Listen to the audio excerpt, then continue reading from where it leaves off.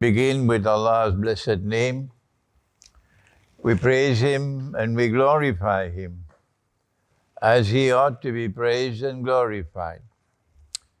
And we pray for peace and for blessings on all His noble messengers, including the last of them all, the blessed Prophet Muhammad, sallallahu ta'ala alayhi wasallam, as we greet you from Birmingham once again on this, the third day of the month of Rabiul Awal in the year 1447 in sacred time, not bogus time, sacred time, with Assalamu alaikum wa rahmatullahi wa barakatuh.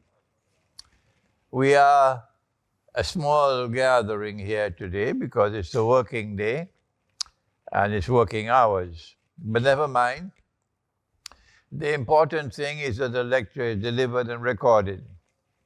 And it will reach many, many, many more outside, inshallah, afterwards. And we thank Allah that we have this chance to address the topic as Pax Judaica arrives.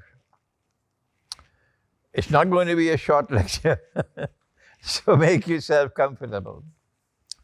And we have to begin with defining what do we mean by Pax Judaica? What is the explanation from Islamic eschatology of Pax Judaica? What does Islam have to say on the subject?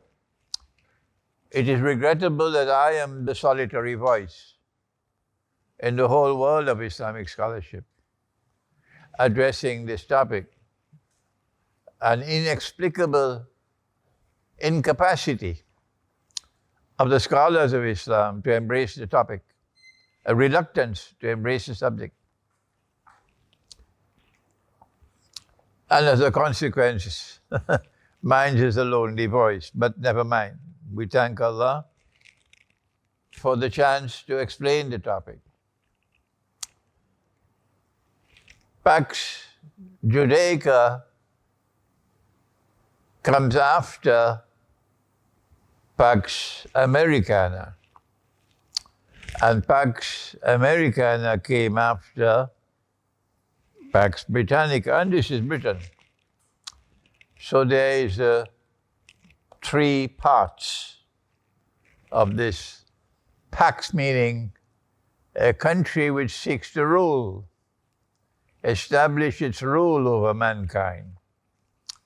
A kingdom or a state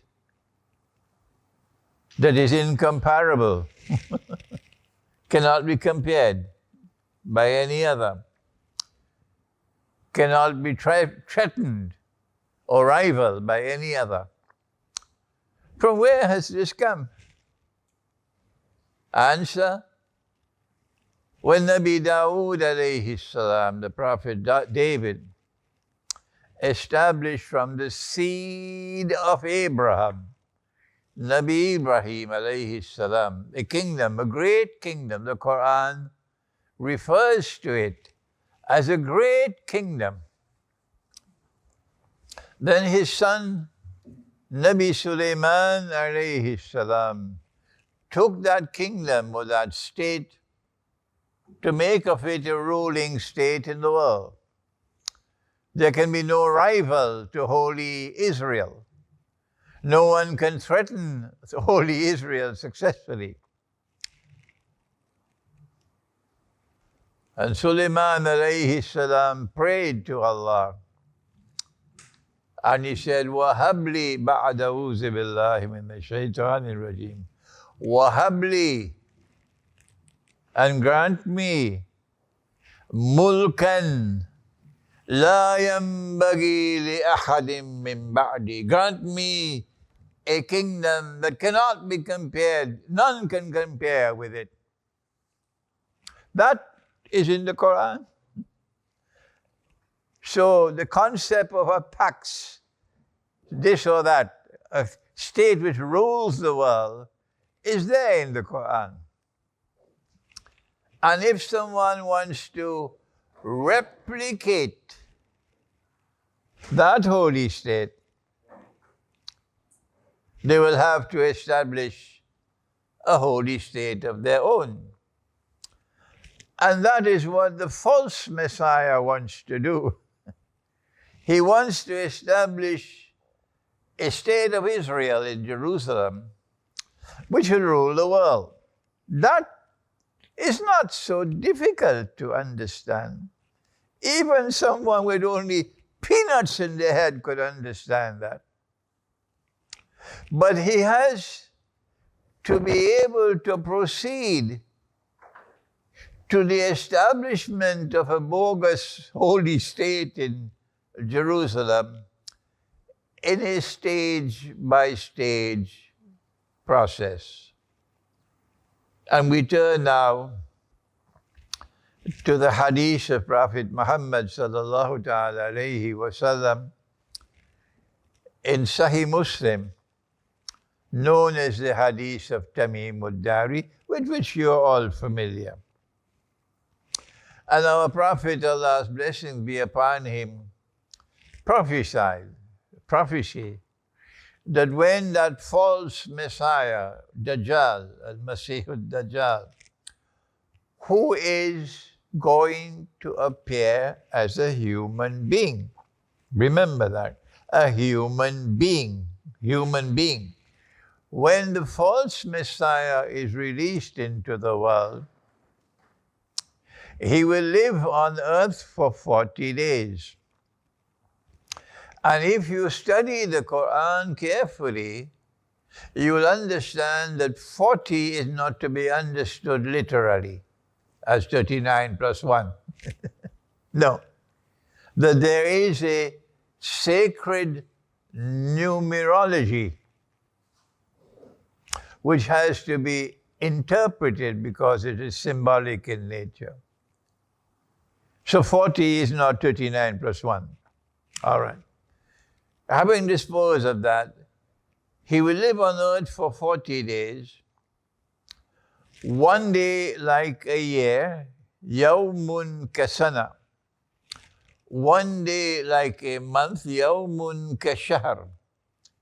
And one day like a week, yawmun kajum'ah. وَسَائِرُ أَيَّامِهِ كَأَيَّامِكُمْ, and all his days.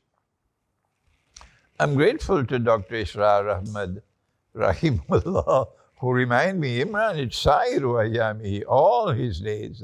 Dr. Israr was reminding me. And all his days, because I was saying all the rest of his days. So Dr. Israr corrected me. وَسَائِرُ أَيَّامِهِ كَأَيَّامِكُمْ, and all his days like your days. So when he is at the end of his mission,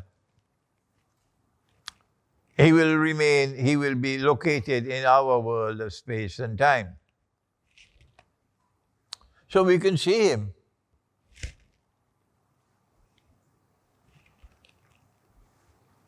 At that time, our Prophet said, Allah's blessing be upon him, he will be a Jew. And he would be a young man. And he'd be powerfully built. And he'd have the sideburns, which the Torah requires of the Banu Israel. Last 3 days ago, I had a session in Wembley with 2 rabbis. A very beneficial session with the 2 rabbis. And they both had their sideburns at the side, yes. But before he appears in this world, there are certain things that are going to happen. And you are familiar with the hadith of Mu'az ibn Jabal, in which our Prophet, Allah's blessing be upon him, gave us a timeline of events which will culminate with Dajjal appearing in human form. He said when Jerusalem is center stage in the world, which is it today, at that time Medina would be in forlorn desolation, which is it today. At that time, the next event to occur would be the Great War, the Malhama or Armageddon, which is around the corner. I suspect that as the Western world recognizes that Ukraine is losing the war and Russia is winning the war, which is not long from now, that in order to save themselves from the embarrassment of losing a war to Russia, they would trigger off the Great War. So that could be just another year or 2 years from now, but I can be wrong. After the Great War, said the Prophet ﷺ, one hadith says 7 months, another hadith says 7 years, but Abi Dawood says I prefer the 7-year hadith. After the Great War, the next event would be the conquest of Constantinople. And I have suggested that the reason why a Muslim army will conquer Constantinople, not a Christian army, is because we have to correct some of the wrongs of the Ottoman Empire. Our people are so totally brainwashed, Turkish people in particular, and the people of the Balkans, in admiration for the Ottoman Empire, which did some good. But when the Ottoman Empire did something which was evil, they don't want to hear about it. And the Ottoman Empire waged bogus jihad on the Orthodox Christian world for 600 years and left behind a legacy of bitter hatred for Islam. Bitter hatred for Islam, yeah. And the Ottoman Empire took Constantinople in a manner that violated Allah's command in the Quran. And then the Ottoman Empire took Hagia Sophia and converted it to a masjid in conflict with Allah's command in the Quran. So when a Muslim army conquers Constantinople, my opinion is that we will then return Hagia Sophia to those to whom it rightfully belongs. But again, I am a solitary voice. Nobody's prepared to stand up to support me. And when we return Hagia Sophia to that Orthodox Christian world, which is led by Russia today, that would cement the friendship and alliance between this ummah and the ummah of Nabi Isa alayhi salam, which will fortify, that's how the lecture is going to end today, a macro response to Pax Judaica, in contrast to a micro response. That's how the lecture will end.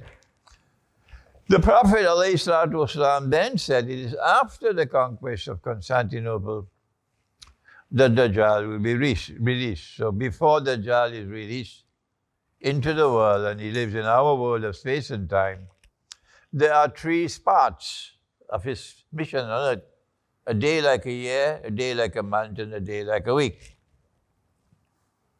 But there is something in the Quran which compares to this, comparable to it. It is in Surah Al-Mursalat, and Allah says, Intellico. There are 2 intellicos in this surah. And they are meant to direct attention to those who reject the truth. Proceed now. Intellico ila zillin. Proceed to a shadow. Zi salasi shu'ab, which comprise of 3 parts. There are those who hold the view that absolute truth is not located in the Quran alone.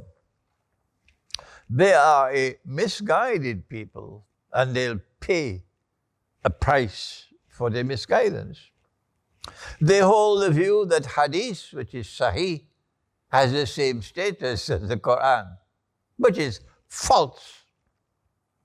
They hold the view that seerah, which is accepted as valid, has the same status as the Quran. So if the seerah says that a pious man, a pious king, that's how our prophet described him.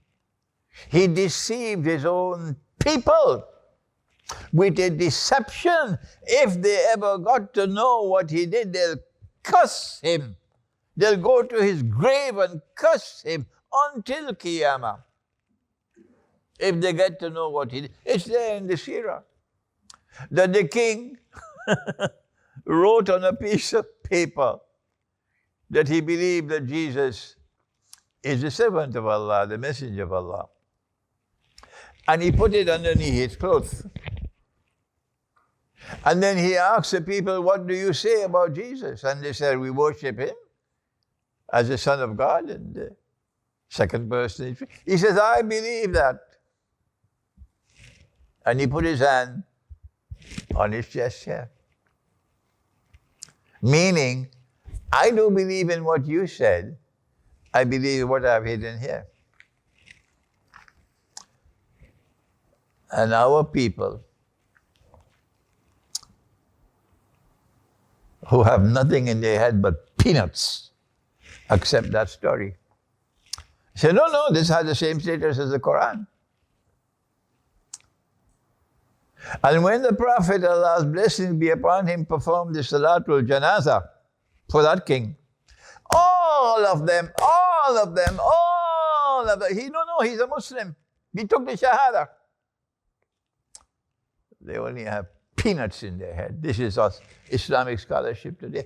And then there are people who declare that whatever is in the tafsir has the same status as the Quran. No, that's false. Only the Quran has absolute truth. Why is it that a man who never studied in a Darul Uloom, a philosopher named Dr. Iqbal, why is he has to teach you how to study the Quran? And you follow this bogus methodology. Absolute truth is only in the Quran. And the Quran has two kinds of verses. It has those verses which are muhkam, plain and clear. No need for any interpretation. But there are other verses in the Quran which are mutashabihat. And Allah says in the Quran that you have to interpret these verses. If Allah said this, He meant that. That is ta'wil, interpretation. But Allah says only Allah can confirm that an interpretation is correct. But that does not mean that we're not allowed to interpret. But whoever interprets the Quran, even if your name is Ibn Kathir, whoever interprets the Quran must say Allah knows best. Allah knows best. Even if you're an ayatullah, Allah knows best. You can be right and you can be wrong. And until Qiyamah, we have the right to interpret the Quran. No. Allah never said in the Quran about the 3 parts of the shadow that this is Dajjal. So Imran Hussein is wrong because we don't find it in the tafsir. This is Islamic scholarship that has become prisoners of tafsir, cannot think outside of tafsir. So I have attached this verse of the Quran. Intaliku, proceed to a shadow, zi salasi shu'ab, which is comprised of 3 parts, to that hadith of Tamim Mudari, that when Dajjal appears, he appears in our world, he is released in our world, he will proceed in his mission with first 3 parts, after which he'll appear in our world of space and time. Good. So I have interpreted the 3 parts of the shadow with a day like a year, a day like a month, and a day like a week. What I'm doing now is explaining what do we mean by Pax Judaica from the perspective of Islamic eschatology. I'm sorry to be taking so much time, but I warned you it's not going to be a short lecture. Now then, I have offered the view that when the first part of the shadow is finished, and the second part of the shadow is finished, and the third part is finished, then the shadow will disappear. And then Dajjal will appear in person. So before Dajjal appears in person, which is after the conquest of Constantinople, you can't see him. No, he's a shadow. But Dr. Israr Ahmad, I again refer to Dr. Israr Ahmad, rahimahullah, who said something beautifully. I loved it, what he said. He said, coming events cast their shadows before them. Beautifully spoken, beautifully spoken. Coming events cast their shadows before them. Okay? I am not Brelvi. I am not Deobandi. I am not this and that and the other. So don't bring your sectarianism to me. I want to praise a scholar. I praise him regardless of what he is, because the man spoke beautifully. Now then, I have also come to the conclusion that when Dajjal was in his first stage of his mission to eventually rule the world from Jerusalem, from what would appear to be a holy state of Israel, as a ruling state in the world, Dajjal created modern Western civilization. This is the civilization of Dajjal. The Prophet said that Dajjal has the word kafir written on his forehead. And I said this civilization has the word kafir written on its forehead. And there are many. Not the ones who migrated from Pakistan to come to Britain. No, the ones who were born here. The ones who were born here and who've seen Britain, who will agree with me that this is a civilization which has kafir written on their forehead, on his forehead. And this civilization then gave us Pax Britannica. Mysteriously so, a ruling state in the world. I don't have the time to devote to explaining Pax Britannica, because you can do that research yourself. And then I found that Pax Britannica had an obsession. Britain had an obsession. You know what's an obsession? And the obsession was the Holy Land. And that obsession culminated with the Balfour Declaration.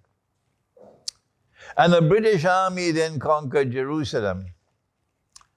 And Britain then became the mandate state, taking control over the Holy Land given to them by the League of Nations. You should do your homework and get all of this history.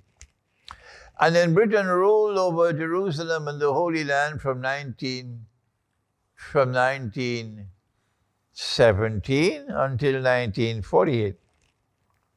And then Britain presided over the birth of the baby, the state of Israel.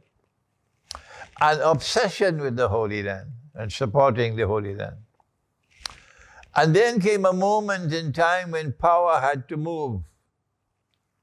Britain had to go into the sunset, Pax Britannica. And the new Britain is a shadow of the old one.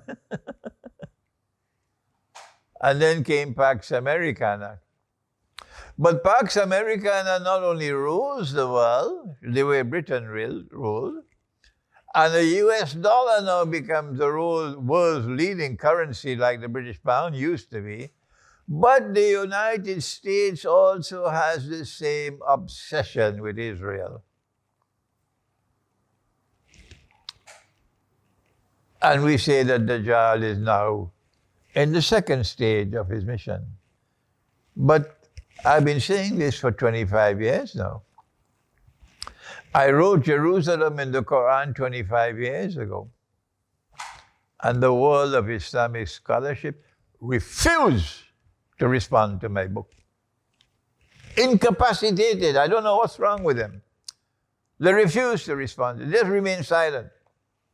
This was 25 years ago. And then I said that Pax Americana cannot remain forever, not even with Donald Trump, who wants to make America great again.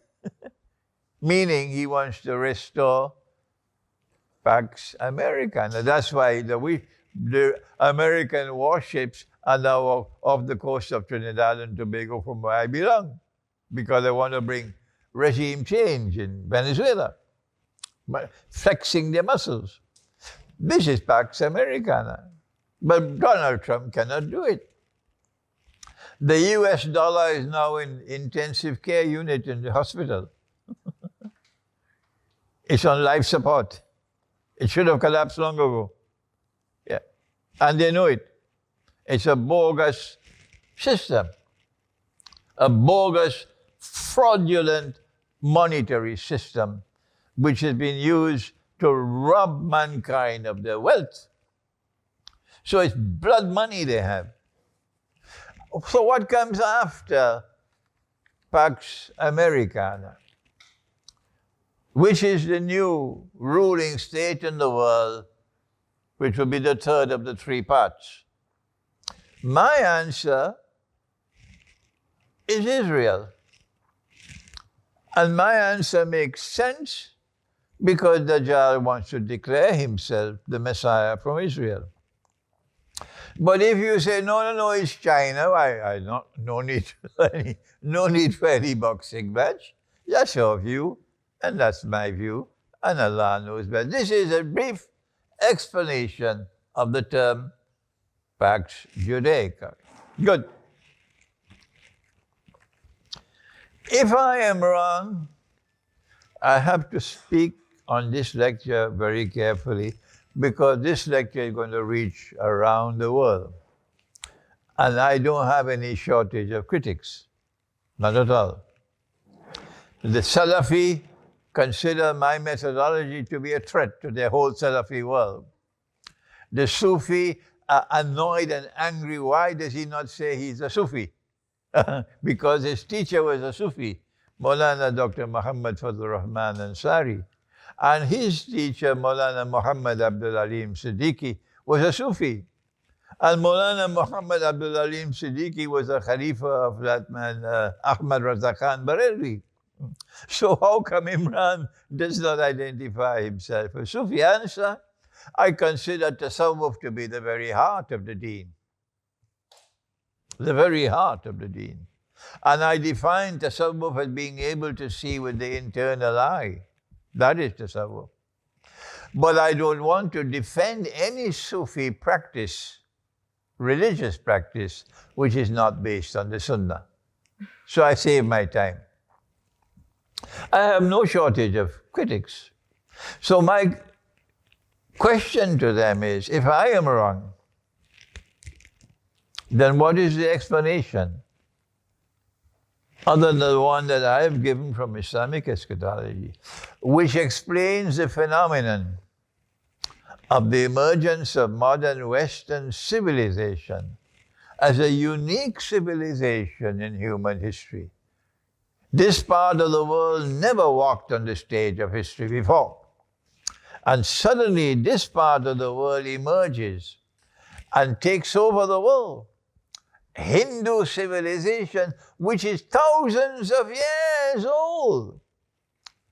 And the Hindus are proud of their civilization and the accomplishments of their civilization. They have a great philosophy in Hinduism. And yet this civilization takes Hinduism and sends it into the museum. The Chinese have a proud civilization, great civilization. And the Chinese are proud of their civilization. And yet this modern Western civilization takes Chinese civilization, send it to the museum. All civilizations, and including Islamic civilization, are now sent to the museums of history. Who said that? Arnold Toynbee, one of the greatest of British historians. That's what, in which book? That's right. Civilization on Trial. You must read that book. And so now, if you say I'm wrong, tell me, what is the explanation of the emergence of modern Western civilization with an obsession for the Holy Land? What is it that explains the emergence of Pax Britannica? And what it is that explains the emergence of Pax Americana? A Pax Britannica in which the British pound rules the world. A Pax Americana in which the US dollar becomes the international currency. I don't have time to proceed even further into this, so this is my challenge to them. Come forward and explain. Now then, we have always held the view that the third stage, which we consider to be Pax Judaica, will not occur until the Great War takes place. And we said the proof for this is that the passage from Pax Britannica to Pax Americana required the First World War and the Second World War.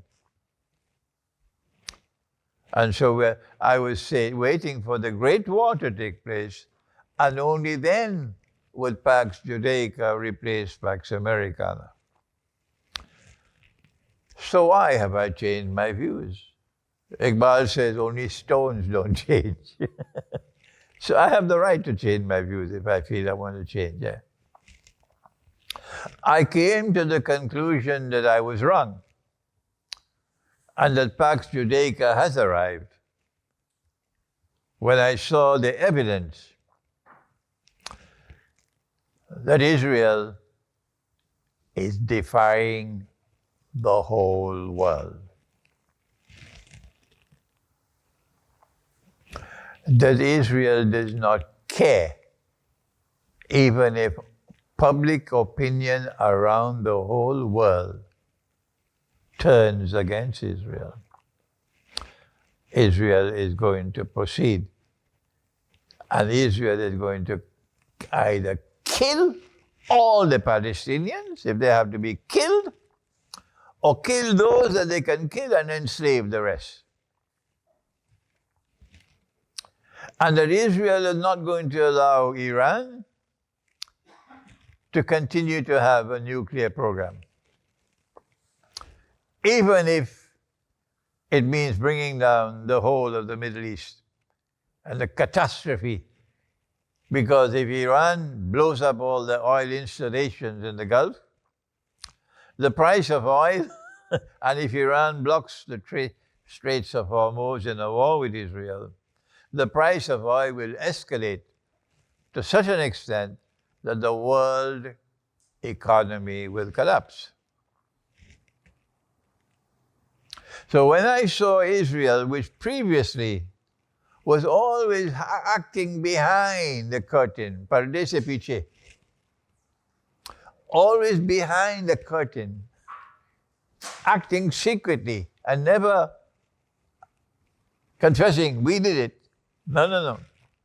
When I saw Israel changing her strategy now, and Israel speaking openly, plainly, clearly, publicly, yes, we're going to do it, announcing we're going to attack Iran before the attack took place. Who does that? If you want to launch an attack, you don't say it in advance. You do a surprise attack. That's what military strategy is about. But Israel announced in advance, we're going to attack Iran. And Israel proceeded to attack Iran. And when Israel attacked Iran, Israel killed so many of the nuclear scientists. More than that, Israel killed the chief of staff of the Iranian armed forces in his own house. Israel killed the chief of the Revolutionary Guards in his own house. Israel had all the intelligence of where all these people were living. And Iran never took any steps. As Yasser Arafat used to be moving from house to house, never sleeping in the same house for 2 nights, not Yasser Arafat. But Iran remained sleeping in their own apartments and houses. Yeah?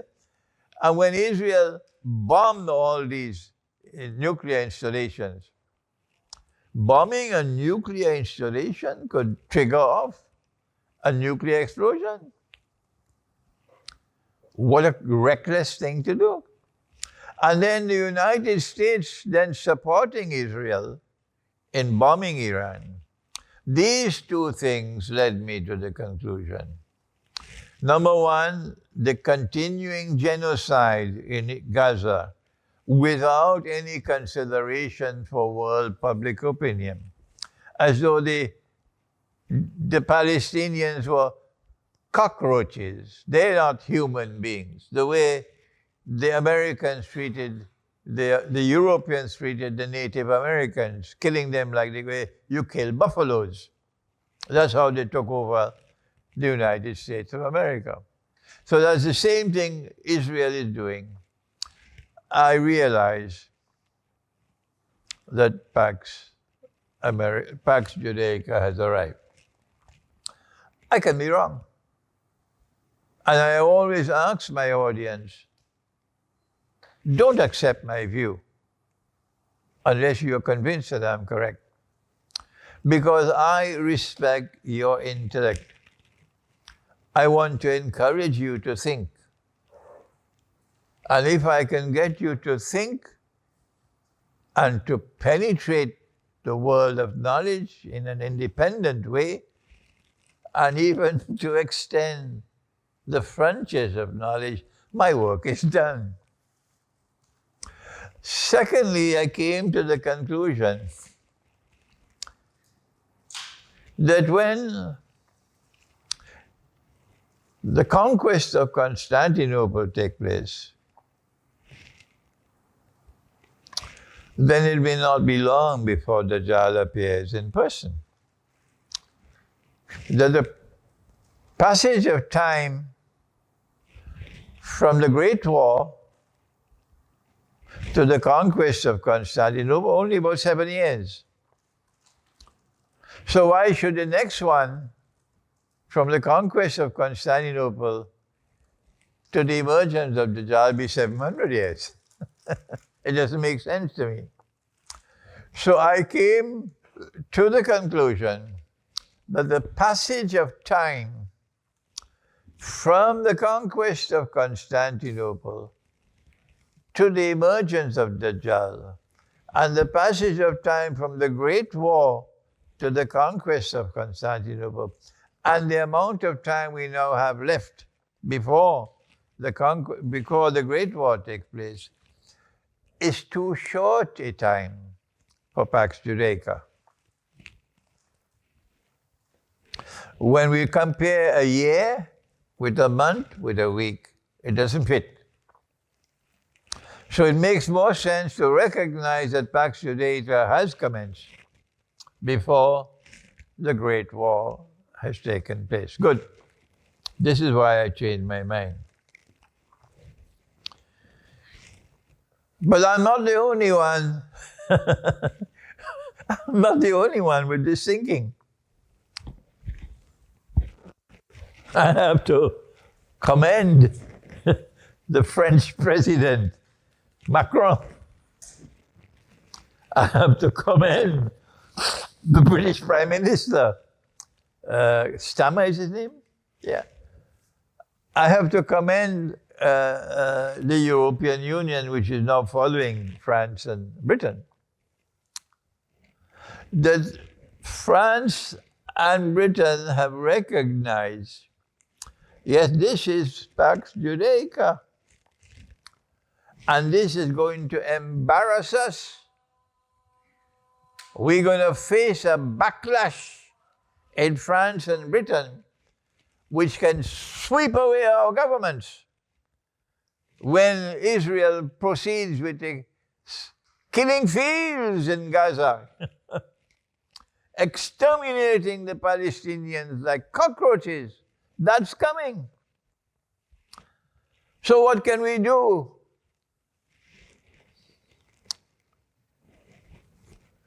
What can we do to what is called damage control, to save our regimes from the fury of public opinion in France and Britain and so on, with 3-4 million people marching in London when Israel starts killing more people? Israel just attacked a hospital and killed 7 journalists in the hospital, right there. About 200 journalists have already been killed in Israel. And Israelis keep on killing and killing and killing. If it's not against the law, perhaps we should get a bumper sticker in Birmingham. Israel, question mark. How many more must you kill, question mark. That's all. And have this bumper sticker spread all over Britain. The police might stop you, but when you go to court, you won't be charged because it makes no sense. They might want you to remove the sticker, but they can't stop because every time you remove one, 100 more comes up. Israel, question mark. How many more will you kill? That's enough. So, France and Britain, that is what I take as arrived. And if we don't do something, Netanyahu is going to take us on a ride, at the end of which our own people will destroy us. Our own people will rise up against us. What we do? Answer? It's called damage control. Macron has announced that in September, which is next month, France is going to use the General Assembly of the United Nations to recognize the State of Israel. Diplomatic value, but still the propaganda value is of some substance.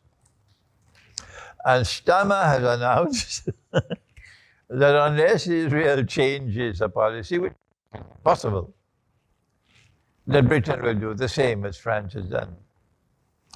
This is not compassion for the Palestinian people. This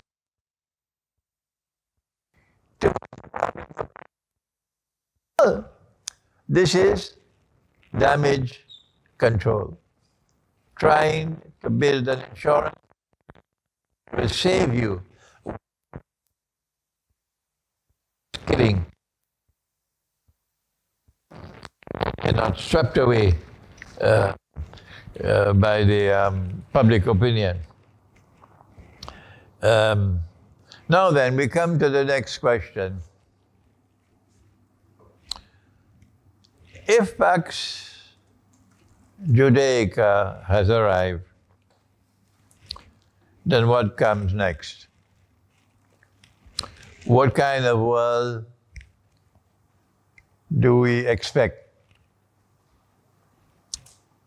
with a Pax Judaica? We've known what the world was like in Pax Britannica. That's your study.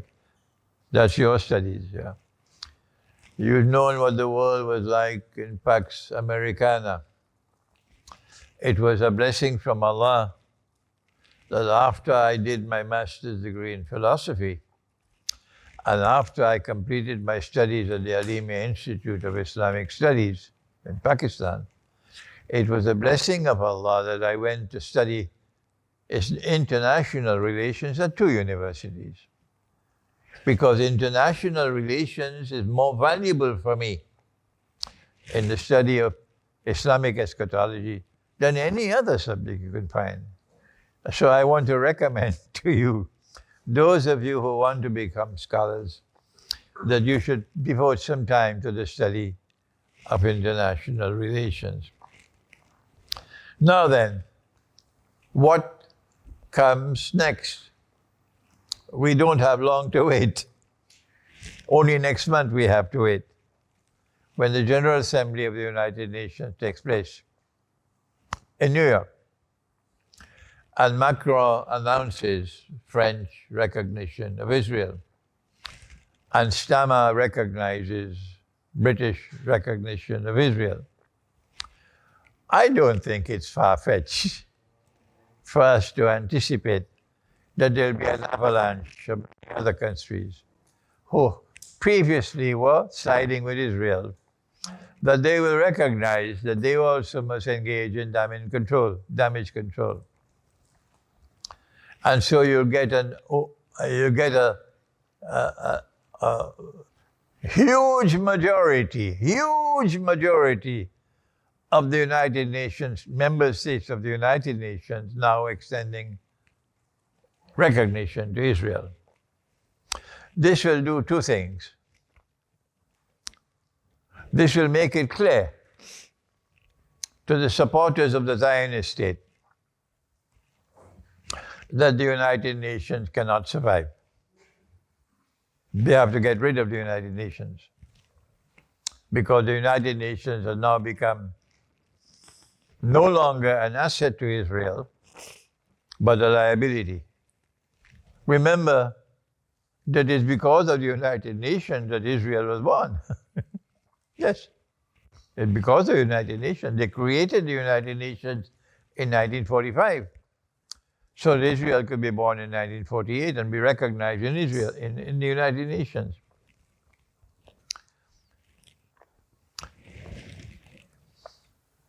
So number one, what comes after is a very great likelihood that next month there'll be an avalanche of states in the United Nations who will now be recognizing Israel as a state.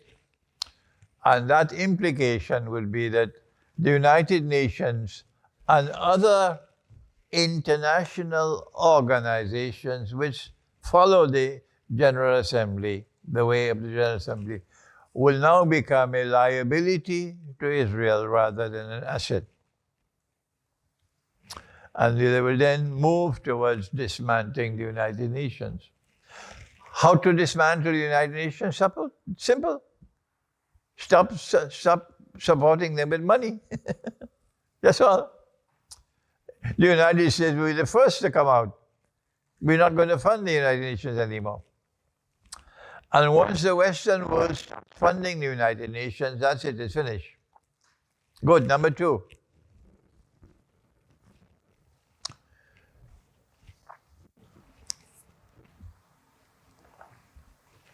What comes after?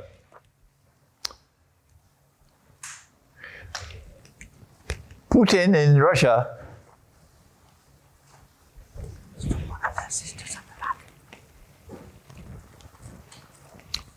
okay, recognition of Palestine, not recognition of Israel, sorry, my mistake. Recognition of Palestine in the General Assembly next month. When you go, this is what happens there. Now then, Putin in Russia has confirmed. He said, we believe that they robbed Trump of the election in 2020. Trump said, I was robbed. He was supposed to win the election and won instead. And there was a big insurrection in the United States. And they took Capitol Hill and so on.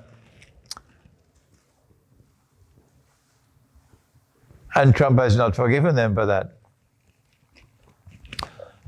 Trump wants revenge. That is his mission now, revenge. But he has to put some honey on the poison. Yeah. He has to concede it. But when Trump lost the election in 2020, Europe celebrated. And Europe spent the next 4 years rubbing in that we support Biden. We don't want Trump. And they maligned Trump in every way, and they did everything they could possibly do, winning the election in 24. In fact, Britain sent people to support Biden in the election. And the Trump team had to complain of British people going to Britain.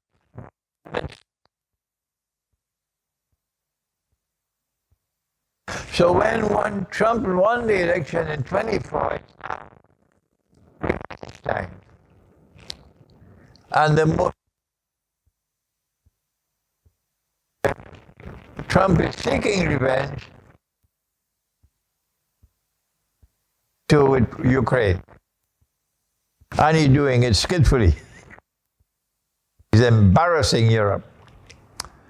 So Europe says it's time for us to hit back. And that's what's coming now.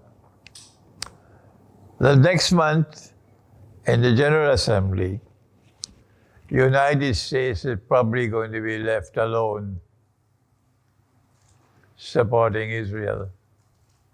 And all the rest of the world will be recognizing Palestine.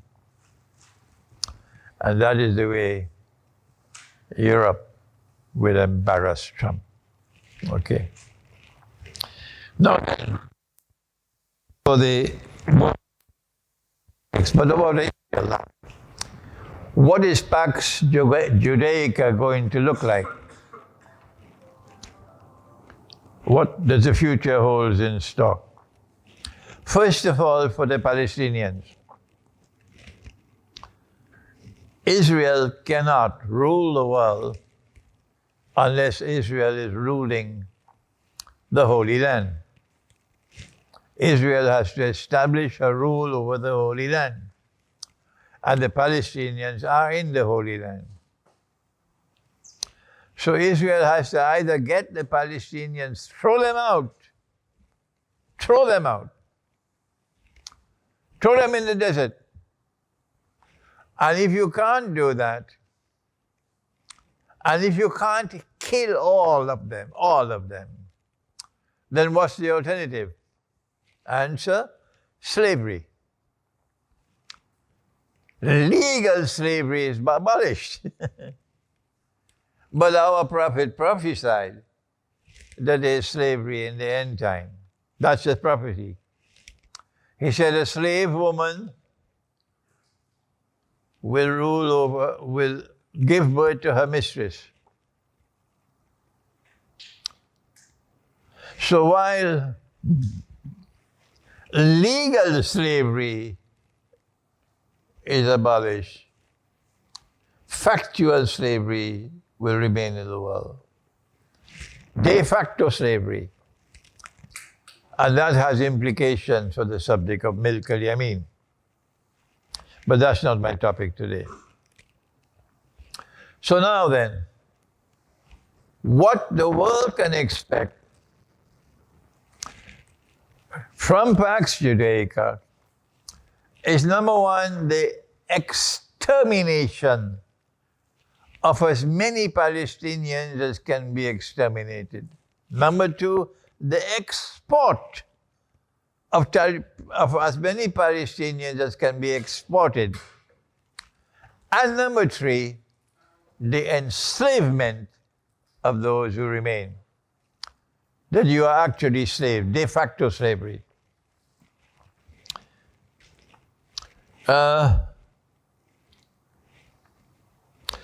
Number two, this is Pax Judaica within the Holy Land. But what about Pax Judaica outside of the Holy Land in the rest of the world? Israel is small. The United States is big. The United States could have 900, 1,000 bases all over the world. But Israel doesn't have those numbers. So how will Israel establish and impose Pax Judaica on the rest of mankind? How can little Israel rule the rest of the world? Answer, Jesus said, Nabi Isa alayhi salam said, blessed are the meek, for they shall inherit the earth. Or is it the poor? Which one? Shazia? Which one? Which is it? The meek or the poor? Oh, you've not studied the gospel there. Nobody told me? Huh? The meek. Blessed, you were there in the lecture in, yeah, that's right. Blessed are the meek, for they shall inherit the earth. But Pax Judaica says no. Blessed are the rich, for they shall inherit the earth. So the strategy is to use the rich to control mankind. And if you are rich and you don't fall in line, we'll make you poor. And they have the means to do it. So all around the world now, mankind can expect to become poorer and poorer until you reach destitution. I have found, because I earn my livelihood as a writer, it's a modest livelihood. And I've noticed the sales of books going down and down because people don't have the money to buy books. More and more people say, Sheikh, I want to get a set of books, but I want to pay in installments. I say, sure. So I am seeing the evidence that the noose is tightening around the neck. And those who have wealth, those who have money, will have to serve Israel, otherwise you're going to lose your wealth. So this is the strategy of Pax Judaica. For blessed are the rich, for they shall inherit the earth.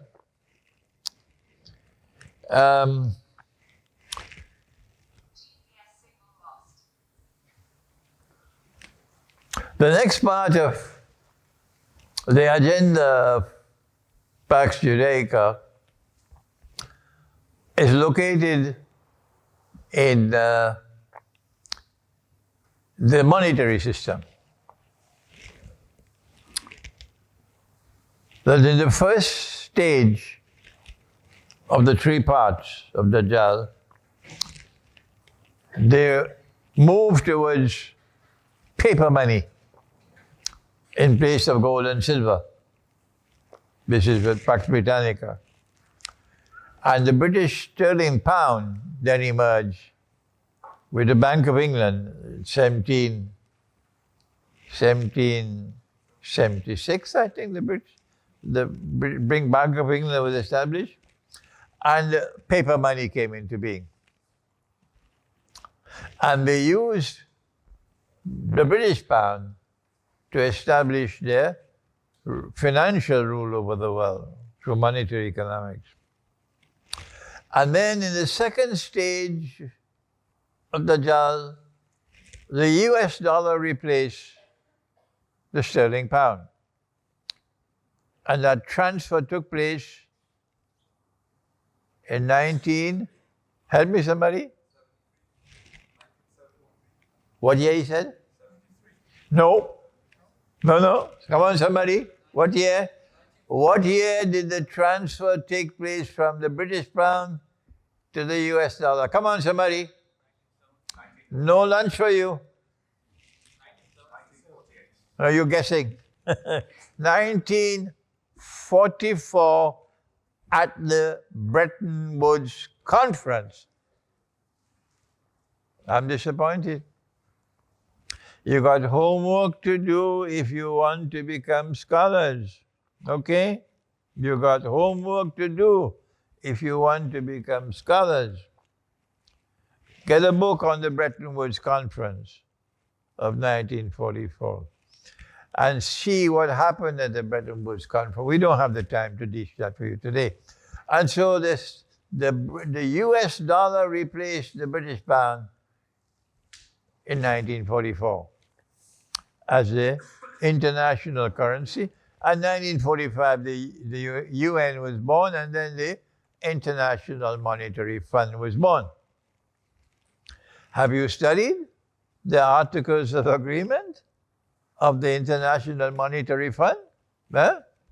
If you want to study what is riba, and riba is in the Quran, you better study the Articles of Agreement of the International Monetary Fund. The International Monetary Fund says, what Allah made halal, we have made haram. Is that? You don't believe me? And if you make haram what Allah made halal, what is that? Shirk. Yes, shirk. They don't teach this in the Darul Uloom. They don't teach this in the Darul, and yet they shut the doors of the masjid on me. Let's go on. The Articles of Agreement of the International Monetary Fund says that the use of gold as money is now prohibited. So what Allah made halal, because dinar is in the Quran, dirham is in the Quran, okay? What Allah made halal, they have made haram. The reason why they prohibit the use of gold as money is because if real money comes into the market, bogus money will collapse. All right? So now that Pax Americana is in irreversible decline, and the US dollar is in a hospital, in intensive care unit, it should have collapsed already. What comes next? Answer: a world of money in which we no longer have all of these different currencies, British pound and euro and Pakistani rupee and Bangladeshi taka and Malaysian ringgit. All of these will disappear. And there'll be only one currency. And it won't be money you can touch. No, I can't touch the money. You can't even see the money. Tell me, who will accept money you can't touch, money you can't see, except those who have the intellectual acumen of a donkey? Huh? Am I right or wrong?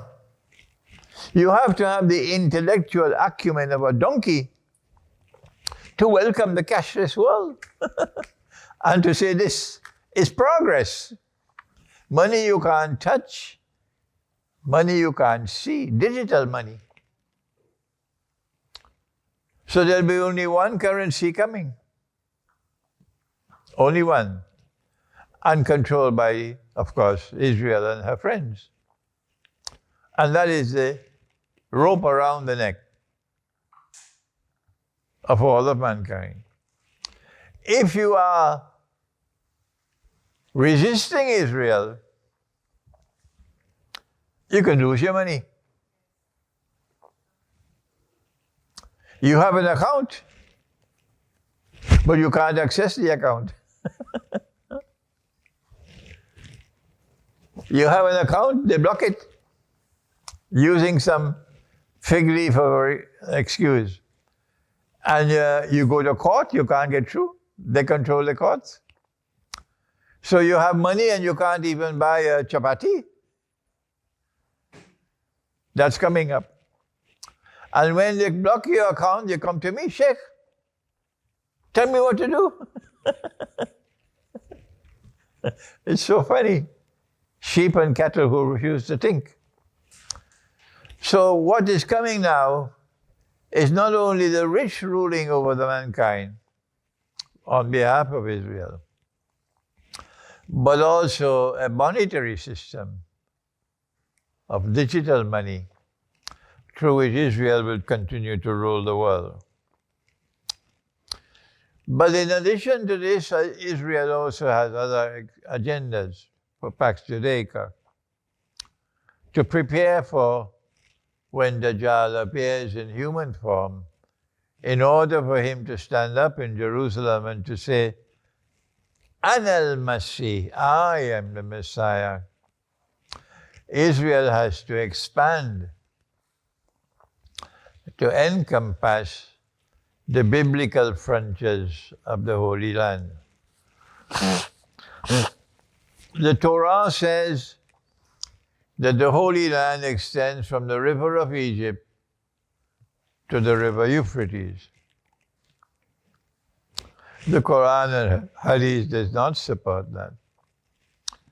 So Israel has to take control. First of all, you take control by proxy, and then you take actual control. That's why the regime in Iraq had to go, Saddam Hussein. They had to attack it. That's why Assad had to go. So you can get a client state in Syria. You now have a client state in Syria. You have a government in Syria which is in submission to Israel, whereas Assad's government was not in submission to Israel. The idiots can continue to contest my views, but they're idiots. My language is harsh for them. Yes, I know, my language is harsh. So now then,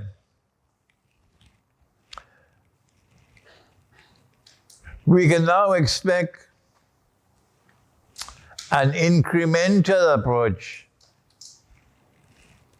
to the expansion of Israel's frontiers. I am not the expert to tell you how they will proceed. The military expert has to do that. The expert in demographics has to do it, not me. All I can say is that Pax Judaica is now going to show us an incremental expansion, stage by stage, which will expansion of Israel's frontiers.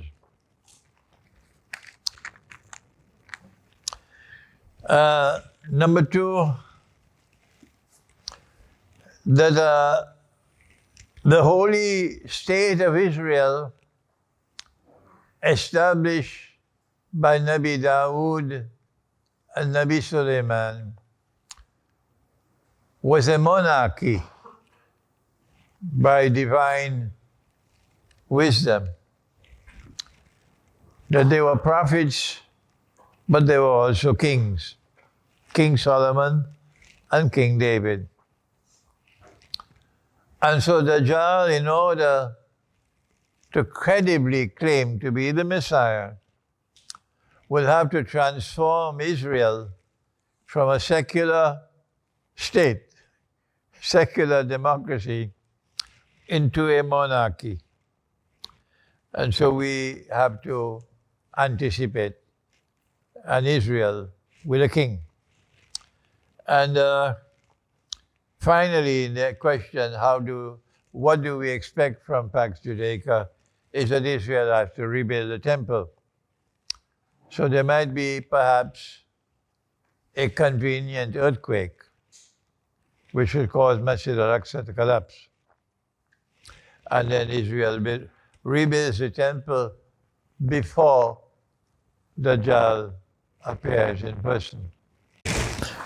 Masjid al-Aqsa before, during, or after the Malhama. Answer, I don't know when Israel will destroy Masjid al-Aqsa. I don't know.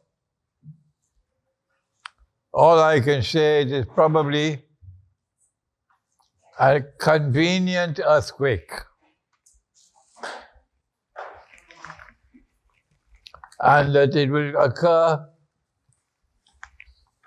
as late as possible before Dajjal appears in human form. Because this is the most dangerous of all things that Israel can do. Number two, will Israel or America attack Iran again? Will Iran achieve becoming a nuclear power to deter from further aggression with the help of China and Russia? Number one, so long as Iran does not acquire nuclear weapons, they will continue to attack Iran. I have no doubt about that. So yes, the United States and Iran and Israel will continue to attack Iran. Number two, will Iran acquire nuclear weapons? I don't see any evidence so far. Even though Israel attacked Iran And Israel killed so many nuclear scientists. Israel killed the chief of staff of the Iranian armed forces. Israel killed the head of the Revolutionary Guards. Yet, Israel attacked and bombed so many nuclear plants. Yet, it appears that Iran is still holding on to the fatwa of Ayatollah Khomeini and showing no signs of changing. If Iran decides to change, the first thing they'll have to do is to withdraw from the nuclear non-proliferation treaty. And Iran has not done that so far. So I am not hopeful that Iran will become a nuclear power and therefore be able to deter Israel and United States from attacking. Next question. What event will start the Malhama? I expect or I suspect it will be a false flag attack. Whether it be attack on Russia or on the United States, I don't know. But since it's going to be a false flag attack, no one knows when it will take place and no one knows where it will take place. When it will take place, I've already said that my view is, and I can be wrong, that when it becomes clear that Ukraine is losing the war and Russia is winning the war, then in order to save face, the Malhama might be provoked in order to save face, that the Western world will not have to accept defeat in Ukraine. Will Pakistan be a part of the Malhama and use its nuclear warheads if attacked? It is possible. It is possible. But when the nuclear war is taking place,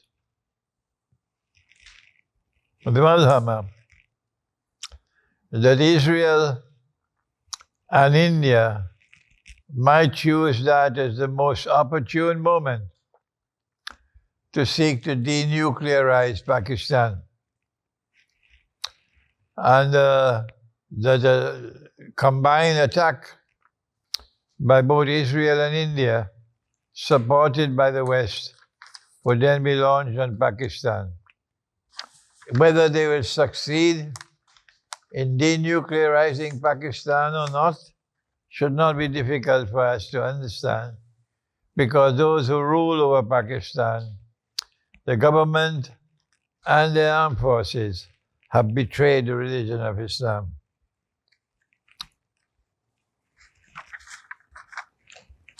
How long will Pax Judaica last before, during, or after the Malhama in total, in number of years? So we have an idea of Israel's rule. Number one, look at how long Pax Britannica lasted. And that will be a year like a day. That will be within a day like a year. Within a day like a year, you have Pax Britannica. Then look and see how long Pax Americana is lasting. Pax America is not ended yet, it's now ending. And when you do that, you get some rough estimate of how long Pax Judaica will last. Don't ask me to do that. I'm not going into figures, 10 years or 20 years or 30 years. I'm not going to do that.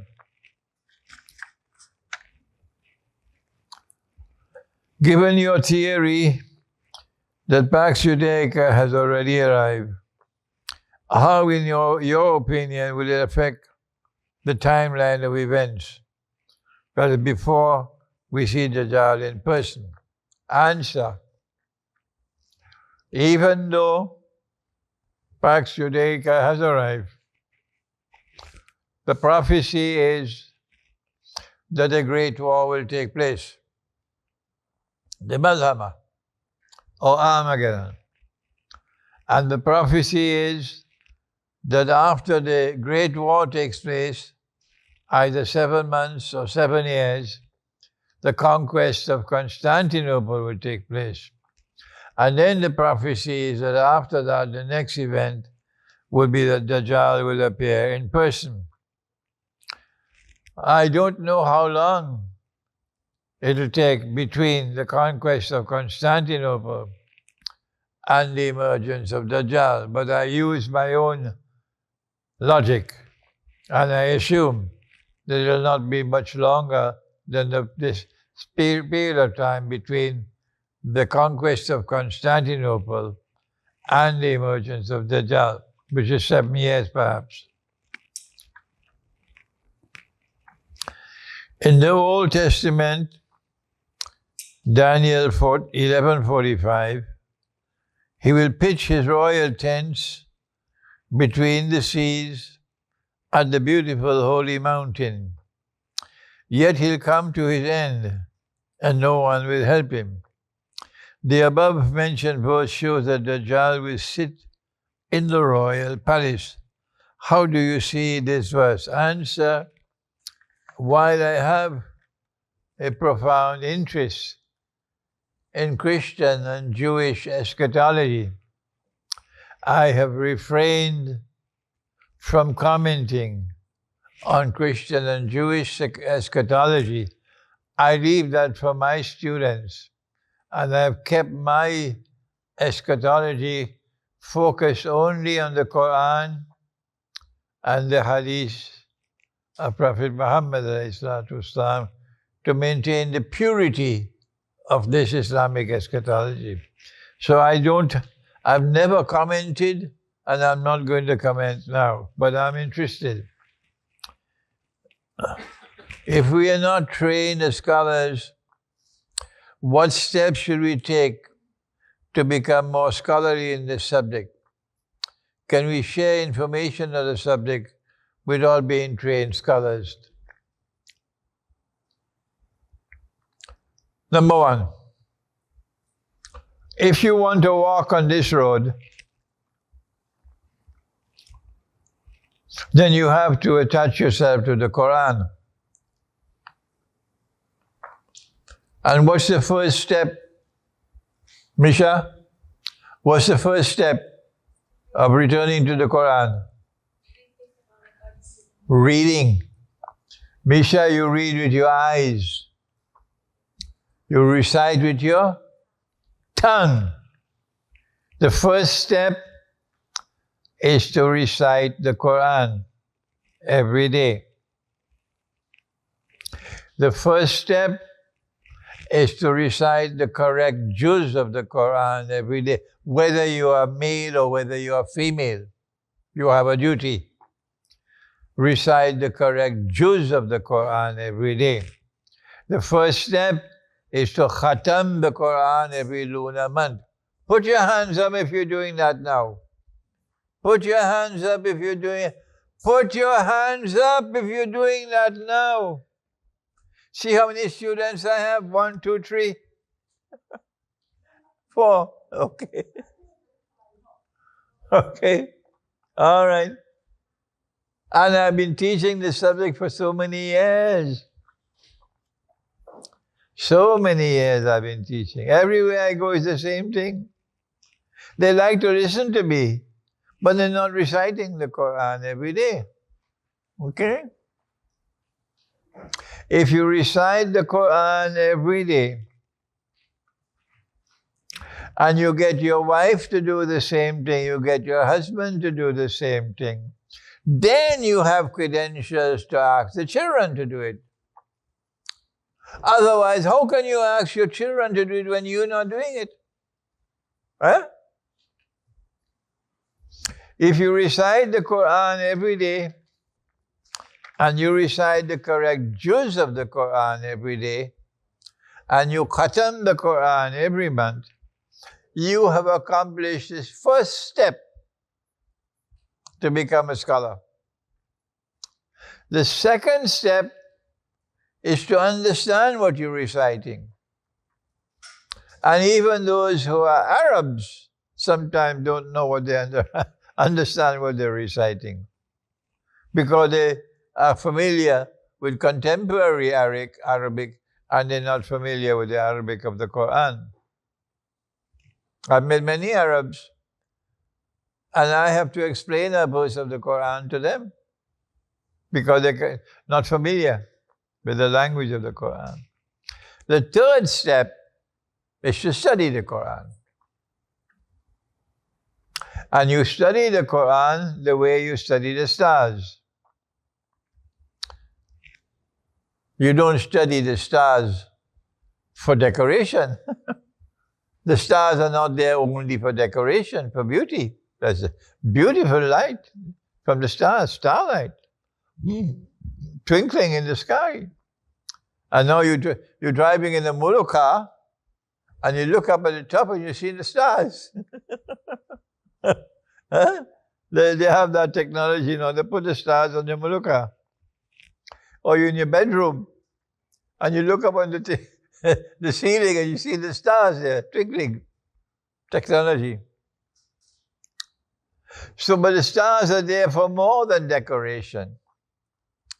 Allah says in the Quran, وَبِالنَّجْمِ هُمْ يَهْتَدُونَ. And with the stars they locate direction, which is the direction of Qibla.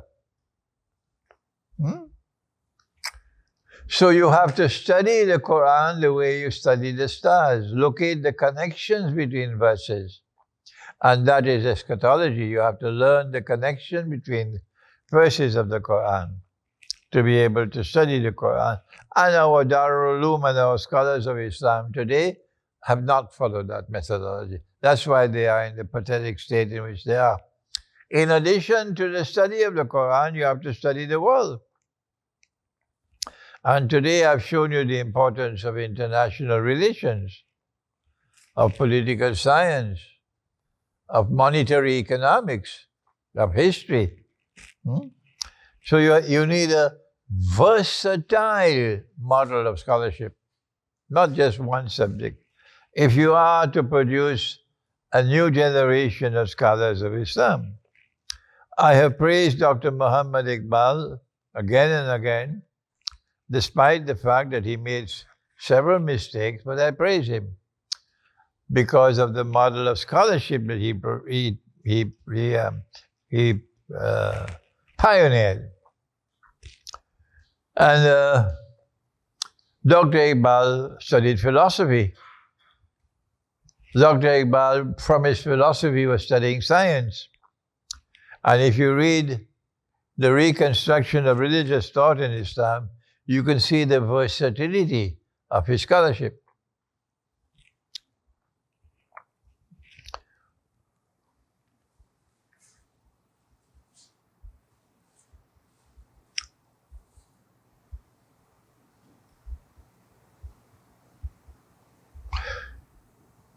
Dr. Iqbal gave us the title of his book, The Reconstruction of Religious Thought in Islam,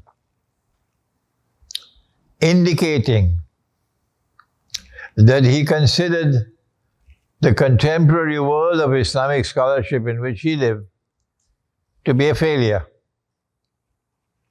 Nothing has changed since then, 100 years. Nothing has changed.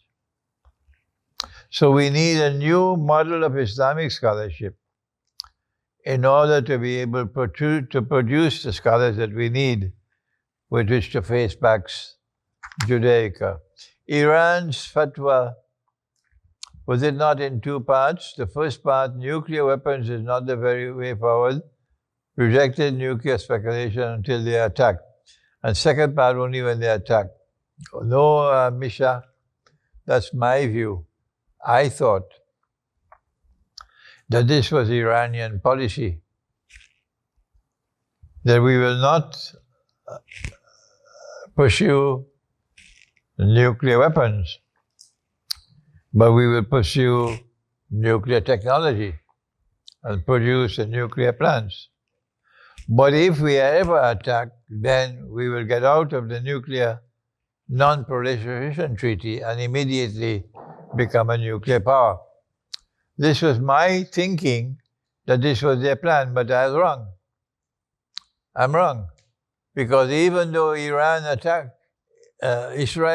Iran, monstrously so, and the United States attacked Iran, still the Iranian government and scholarship is holding on to the fatwa of Ayatollah Khomeini. It's not changing. What should people of Palestine and Gaza do, and in the West Bank? Answer. Nabi Ibrahim alayhi salam sees in his dream a vision that he is sacrificing his son. With the divine wisdom, knows who the son is, but the divine wisdom chooses in the Quran not to identify the son. There's wisdom in that. He goes to his son and he says to his son, this is what I've seen. Fanzur ma zatara. What is your response? The son replies and said, Father, do as you've been ordered. So the son recognizes this to be a ru'ya, a vision from Allah. Both the father and the son appear to understand the vision literally to involve human sacrifice. Human sacrifice, that Allah has ordered human sacrifice. But both the father and the son were wrong. Allah never ordered human sacrifice at all. Because when he was about to sacrifice his son, Allah stopped him. Qad sadaqta ru'ya. You have already fulfilled the vision without human sacrifice. The vision never required human sacrifice because you have already fulfilled the vision without human sacrifice. So then what is the implication of the vision of Ibrahim alayhi salam sacrificing one of his sons? This is ayah mutashabiha, requiring ta'wil or interpretation. And I have offered my interpretation from the perspective of Islamic eschatology, but as usual, nobody accepts it. I have said that this vision is a prophecy. Allah is informing you that the seed of this son will one day be sacrificed. The seed of this son will one day be sacrificed. And that sacrifice, in my opinion, that zabiha is taking place now. The Arabs are going to be sacrificed, beginning with the Palestinians. And we cannot stop it. We cannot prevent it because Allah said this is going to happen. But those who die from Israel's onslaught will go to heaven. And how happy they will be in heaven. So there is a tomorrow coming for them of joy and happiness, as martyrs, as shuhada. Every one of them who dies as shaheed will go to heaven. And those who send them to the grave will go to the hellfire. Is the World Economic Forum a channel of Pax Judaica? Yes, most certainly. Is sacred time the same for men and women? Good question. I never thought about it. I'm writing a book now on sacred time.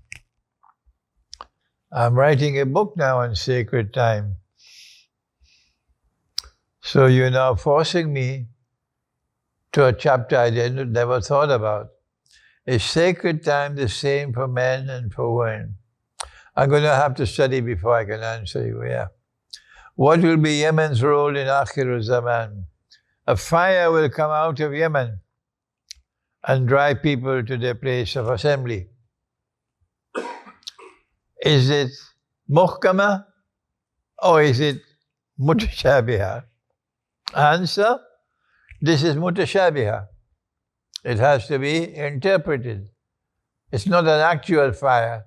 It's a revolutionary fire. And the revolutionary fire will drive people to their place of assembly for judgment.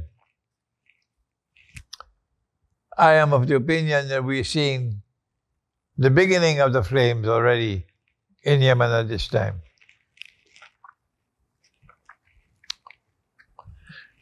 Can you please tell us something about the minsa of time? Please read my book, Dajjal, the Quran and the Jasad. Dajjal, the Quran and the Jasad. And it will explain to you the subject of the minsa, and you'll save me 15 minutes of time now.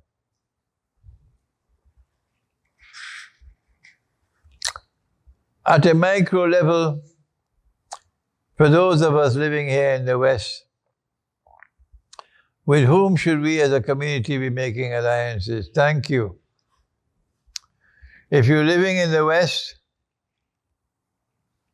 and you cannot get out of the West, then instead of making alliances, get out of the cities.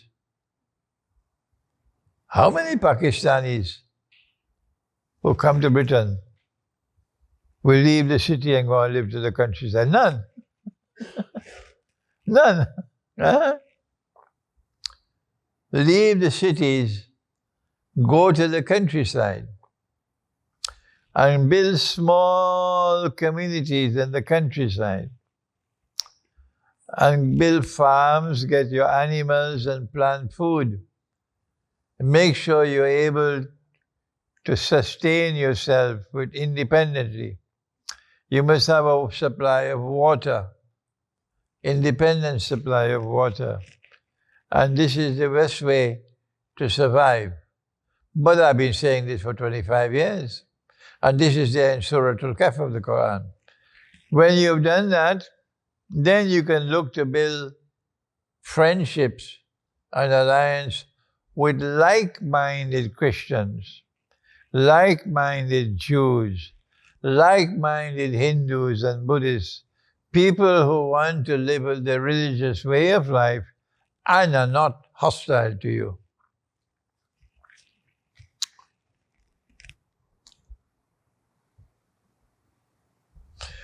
What link is there between BRICS and Pax Judaica? BRICS is a rival to Pax Judaica because BRICS is challenging the monetary system which has supported Pax Judaica. So BRICS might end up like the United Nations. They might try to sabotage BRICS because it poses a threat to Israel. Will a multipolar world affect Pax Judaica? Of course it will. Of course it will. And that's why they want the Malhama. One of the purposes of the Malhama is to reduce the world from the rule of the two great powers, the superpowers. Hopefully, that the Malhama will cause mutual destruction. On this side, the United States and the West, on that side, Russia and China, that they will destroy themselves. The world has never experienced nuclear war. There are no experts. We don't know what's going to happen. So their thinking is that the post-nuclear world would be a world in which Israel can now stake a claim to rule the world. So a multipolar world will not exist. after the Great War.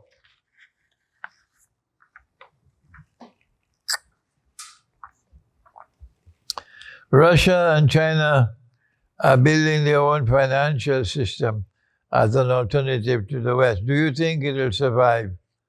And should the Muslim use the big system? I don't think it will survive the nuclear war.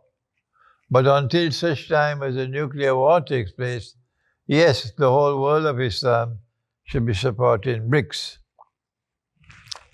Netanyahu expressed European leaders' support Israel, but privately. If this is true, will Europe take additional action after recognizing Palestine? Europe is accepting and recognizing Palestine not because of any genuine change of heart to support the Palestinian people. No. The recognition of Palestine is because this formed part of the policy of, I call it, damage control. So that when the British population and the French population rise up in violent demonstrations against Israel, that the governments can survive. The governments can survive. How should Muslims realistically prepare for Hijrah before the collapse of the modern system? You should have already made Hijrah. I don't know what you're doing here. I've been asking you to leave for so long. And now you're asking me when to leave. Strange. You should have left already. So many have already left. My students are building that project I'm not going to mention publicly where it is, but in the mountains of Pakistan. I'm proud of their work. Why don't you also go and join them? Yeah.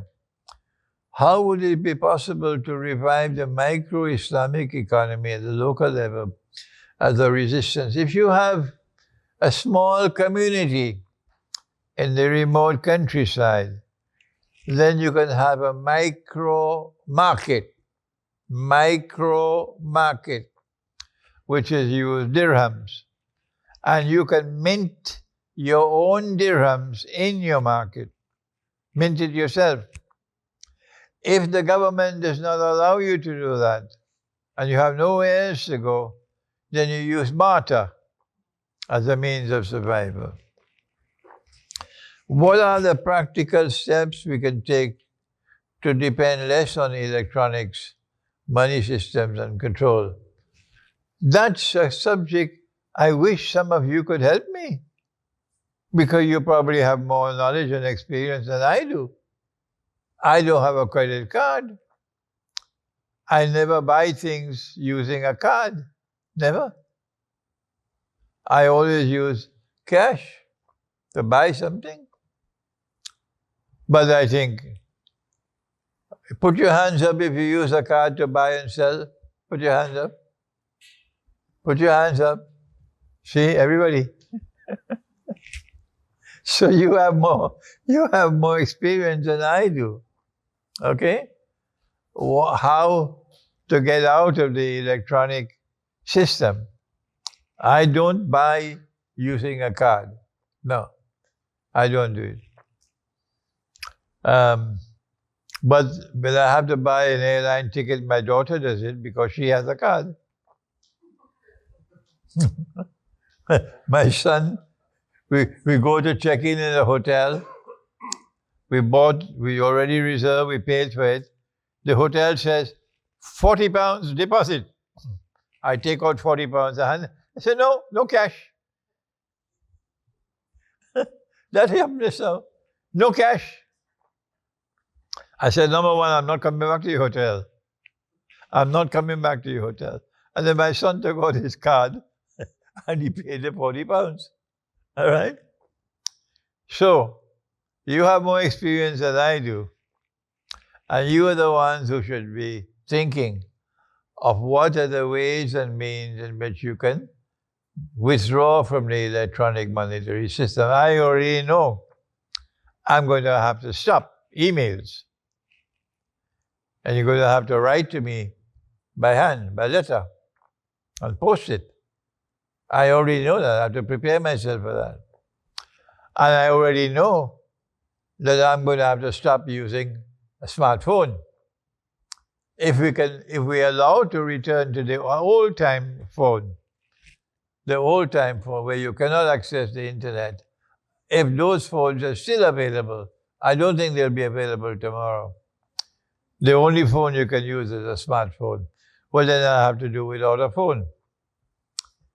I think it's easier for men to do without a phone than women. Yes. I think many women can't survive without a phone. Can't survive without a phone. They spend so much time chatting on the phone. I am working on, I say, what is this? I can't understand it. It's like a medicine for a woman. A medicine to chat on the phone. Huh? But you might have to do without a phone. Very few people tomorrow, very few, will be able to live without a phone. Very few. Do Orthodox Christians know in their eschatology that they should align with Muslims? Where do they sit on Zionism and Israel compared to other Christians? The Orthodox Christian world is already showing signs of being prepared to show friendship for Muslims. The only area where it is becoming impossible for that to take place is in the Balkans, because Ottoman atrocities, persecution, have been so terrible over so long a period of time, and fighting between hatred and hostility between Muslims and Orthodox Christians in the Balkans, so bitter that it's almost impossible for this friendship to emerge. But nevertheless, I still have to keep on working. And I was supposed to fly to Belgrade on Monday. And we have two very important events on the 4th and the 5th of September. And we rented a hall. And on the 4th of September, we were supposed to launch my book, The Quran and Russia's Destiny, translated to the local language, Bosnian Serbian. And I will be meeting the people and autographing books. But on the 5th, at the same hall, I was supposed to give a lecture on the Quran and Russia's Destiny. Yesterday, the venue canceled. They canceled, even though we rented the hall. And they said, we have a problem with electricity. That's why we have to cancel. We understood this. I hope they're listening to me in Belgrade. We understood this to be a bogus excuse. And the reason why they canceled the hall is because they don't want the truth to reach the Orthodox Christian people. They prefer to maintain the status quo, where Muslims and Christians hate each other. And if I were to go there, we already had about 600 people registered for the lecture on the 5th. And they were not only from Serbia, but they were from surrounding countries. And yet they canceled. And so this is proof. This is proof that the rapprochement and friendship between Muslims and Christians, Orthodox Christians, is perceived as a tremendous threat by our enemies. And yes, it is already taking place in the world, and Russia is showing the greatest signs, inshallah. What is the significance of Isfahan in the context of Israel-Iran, especially considering the hadith of 70,000 Jews from Isfahan? Isfahan is close to the place which the Jews recognize as the burial place of the prophet Daniel. I went to Isfahan and I spent a week or so, but I never knew about Daniel and his grave, otherwise I was going to visit it. So because of the proximity from Isfahan of the grave of Daniel, alayhi salam, there is a very significant Jewish presence always in Isfahan. They come from all over the world. And they all stay in one hotel, only one hotel, everybody. It's called Hotel Akbar. I stayed in that hotel. And while I was staying in that hotel, I could see all these Jews, and they're all European Jews. European Jews. So I have the beginnings of an explanation in my mind. It needs further research. That these Jews who will be supporting supporting Dajjal from Isfahan are not the Banu Israel, but the European Jews who are there, not because they're living in Iran, but because they're visiting Iran for Daniel. Is Dajjal coming from Iran, as the Hadith states, or is this the oldest,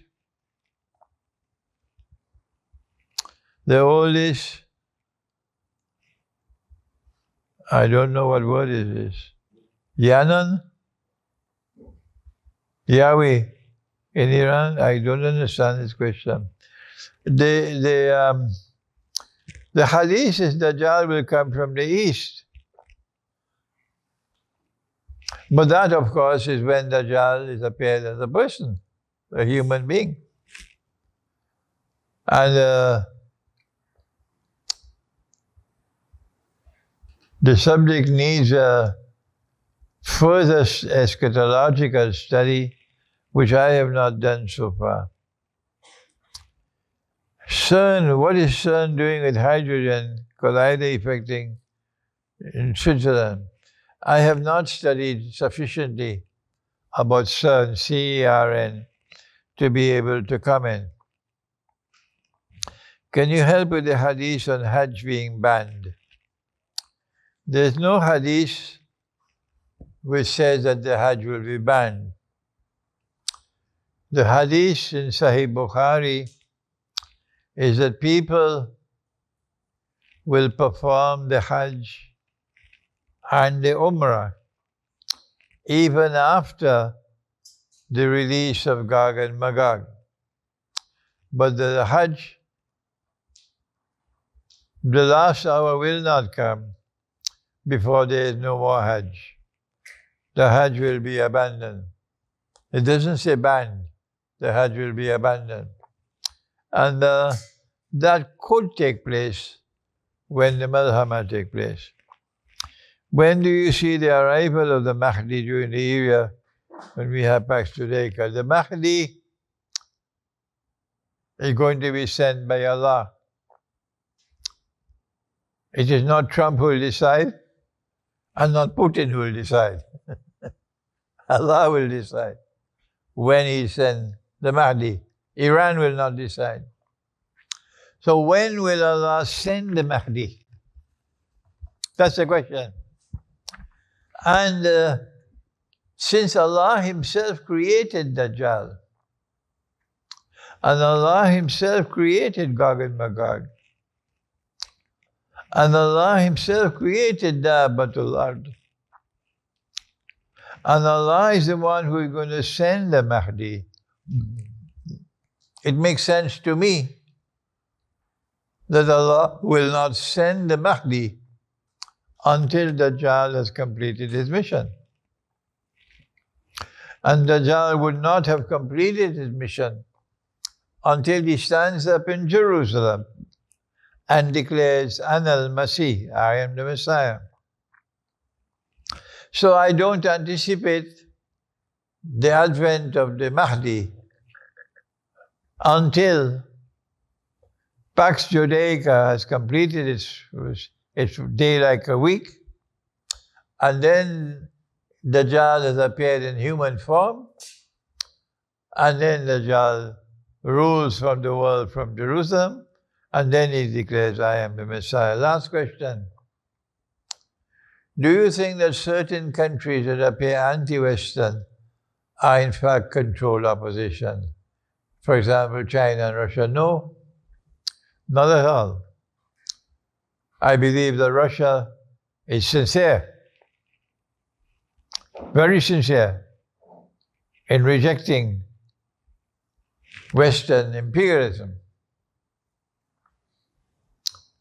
and Western feminism and this nonsense that a man can marry a man and get a marriage certificate. I believe that the Russians are sincere in their return to their Orthodox Christian faith, number one. So there's not controlled opposition at all. Number two, China. I believe China is sincere in its attachment to its civilization. The proud of Chinese civilization. And because of their pride in their civilization, that's why China will not bend her knee in submission to the Zionist world order. Okay? Thank you so much for your participation in today's session, and may Allah bless you to return home safely, and that we may meet again on another day. Inshallah.